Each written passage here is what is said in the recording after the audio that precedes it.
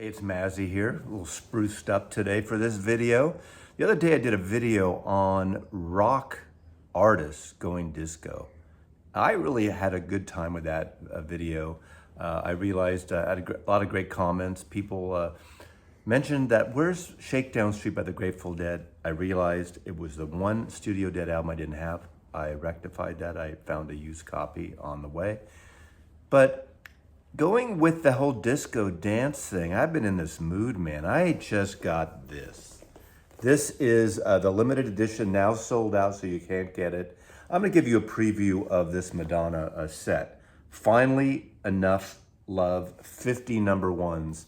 I'll go through this. I'm gonna show you my minimal to Madonna collection. I am a Madonna fan, obviously, arguably, the biggest artist of the 1980s, sales-wise, just as controversial, as wonderful, as original, in your face. You can't deny the success of Madonna. I have a couple little stories here I'll share. Now, I am not a Madonna completist. Probably someone out there stumbled across this because of the title, and they will realize that you know way more about Madonna than I do. My friends at Warner Brothers back in the early 80s turned me on. Madonna would give me promos. I don't have everything. I'll go through before I show this, and I'll go through it. It's now sold out. It's the version you could only get on the website. And what it is are the single edit dance mixes, not the full 12-inch extended cuts, but her 50 number one hits, basically on the dance charts, not the number one Billboard pop charts. Some were on the top pop charts, but you know, there's that time where you could go crazy with artists like Madonna and Prince and the dance artists as well, the pop artists with various mixologists, mixing producers, post-mix engineers, doing various versions of it. 12-inch singles extended that went on 7-8 minutes and beyond. These are the cuts for radio and the shorter version, the 7-inch mixes. But okay, I only have 3 Madonna albums on LPs, the second, third, and fourth album, commencing with her second album, Like a Virgin, on Sire Records. Now, if you read the Seymour Stein autobiography, you'll know the story, but Seymour Stein was the head of Sire Records, and it's a great autobiography. He was in the hospital at the time, and Madonna came, and he signed Madonna while he was in the hospital, Like a Virgin. Obviously, this is the period of time where she made this amazing debut as an actress in Desperately Seeking Susan, one of 2 films that I love her in. I'll mention the other one a little later, but this is a fantastic album. Hits all over the place. This Still in Shrink with the Tower Records was from my friend's Coleman collection, and this is Madonna's Live to Tell, Papa Don't Preach. Again, major singles. Obviously, the Papa Don't Preach, the video had Danny Aiello, the Italian actor, in it, playing her father. Great video, great album. Open Your Heart, Live to Tell. You know, La Isla Bonita, beautiful record. I love this. And of course, this great cover photography by the infamous Herb Ritts, one of the great portrait celebrity photographers. The late Herb Ritts was doing a lot of these artists, was photographing a lot of these artists in the day. But what a fantastic cover. This is produced by Patrick Leonard and Stephen Bray. Patrick Leonard was all over Madonna records musically, as well as other people. Now, this is a great story. Still Smells Like Patchouli Oil, Like a Prayer. My favorite Madonna song is Like a Prayer. Different variations, different mixes, different cuts with that great gospel sound. I love the controversy of the burning crosses and her outside. Oh God, this still smells. Now, there's a wonderful art director, record cover designer, Jerry Hayden. She worked for Warner Brothers during this period, did a lot of Madonna records, Katie Lang, Van Halen, I believe Wilco, a lot of great records for Warner Brothers. And the whole concept, Madonna wanted this to smell like patchouli, I guess. So they worked with the printer and came up with something in the inks Really quickly, I'm going to go through my CD collection. 2 soundtracks. One I can't get to at the moment, but the first one is songs inspired by the film Dick Tracy. Actually, I did like her in Dick Tracy. I think she was good and really fit with Warren Beatty in the directed film. Interesting take on the film, and she was great in that.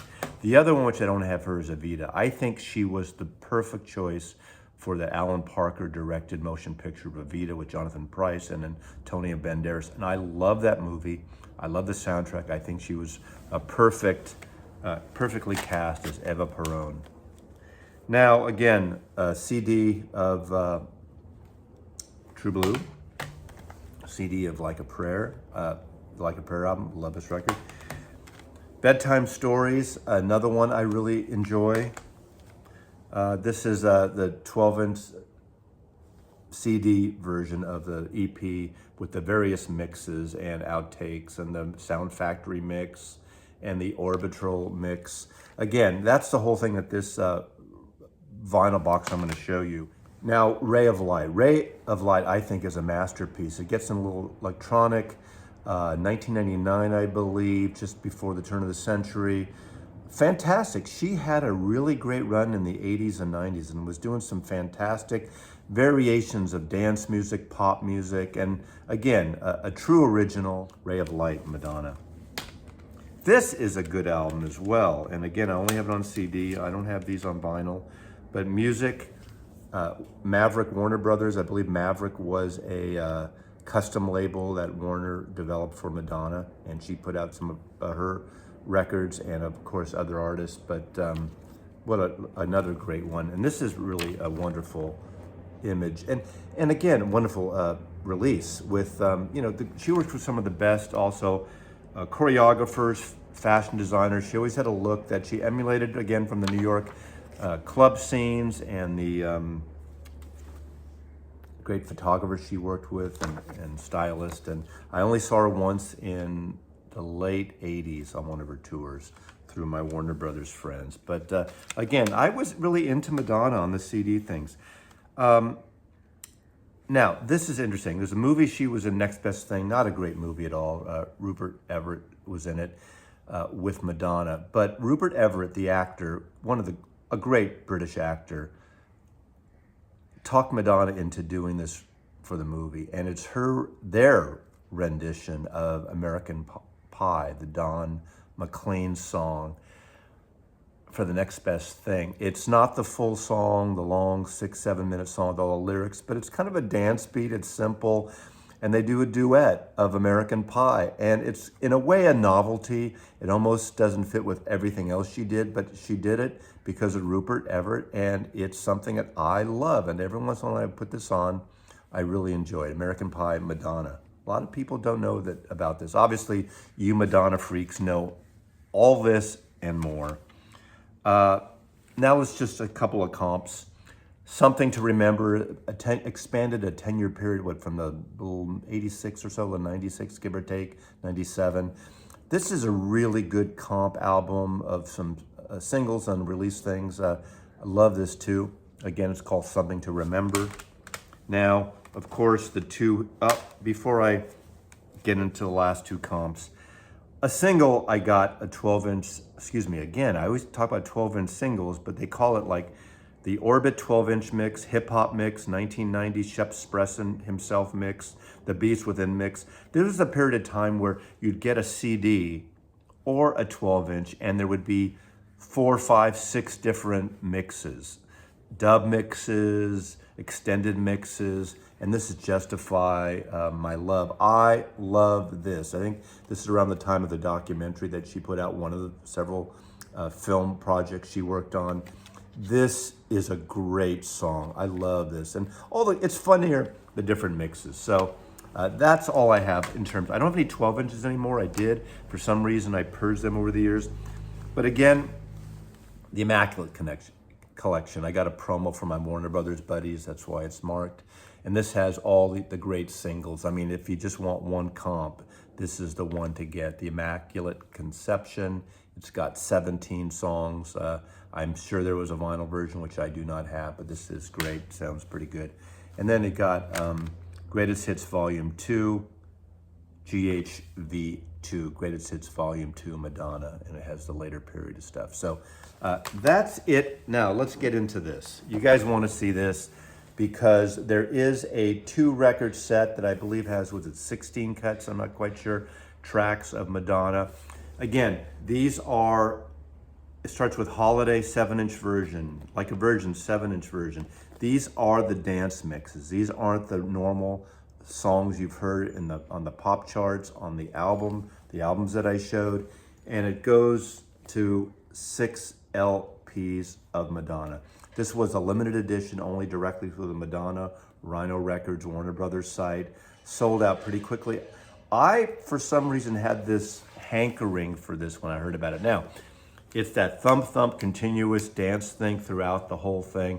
I've listened to half of it so far. Last night, I blasted it. In terms of sonics, it's not as good as a 12-inch single. In some cases, some of the CD comps like this are slightly better. The dynamics are okay, slightly compressed. I've heard the CD is very compressed, so I assume this is better than the CD. It's not as dynamic as I wish it would, but it's not bad at all. And again, it's not the greatest sounding. They're packing a lot on here on this record, but let's go through it here. Clamshell box. Open it up. You get your 12-inch booklet. You know, again, the whole art and design thing. I wish, now, I realized Jerry Hayden did not design this. Jerry Hayden has Smog Design now, her company, and I think she would have been a natural. I would have preferred a design. She's done a lot of the, most, not all, but most of the latest Tom Petty issues and reissues and packages. And to me, she's just a wonderful designer. Her team, her and her husband at Smog Design and her team are great designers. This is a shout out for her. I need to get her up here to do a video one of these days. But it goes through all the pictures of the sleeves. It has a whole listing in detail of all the releases.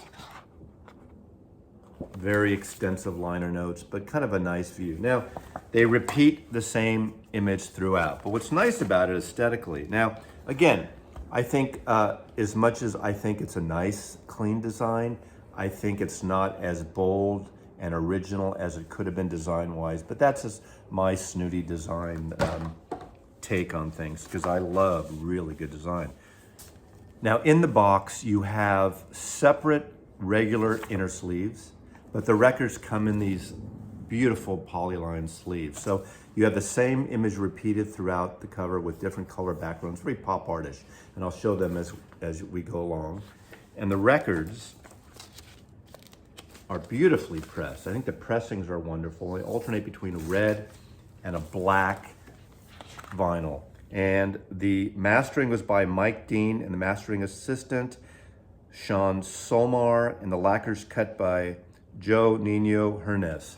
I don't know any of those people. I don't know the provenance about it. It doesn't have the normal, like, that we're used to. Chris Bellman or Bernie Grunman or Kevin Gray mastering on cuts that Rhino uses. I think it's a whole independent thing through Madonna. And I believe they worked on her last couple albums, which I've never heard. I haven't heard her last few albums. But again, we go through the entire collection. Each one has a different cover again, different color. And then, as I said, I won't pull out every record. They alternate between that bright red and beautiful black. And again, very clean pressings, nicely done. Very wonderful pop art, Madonna.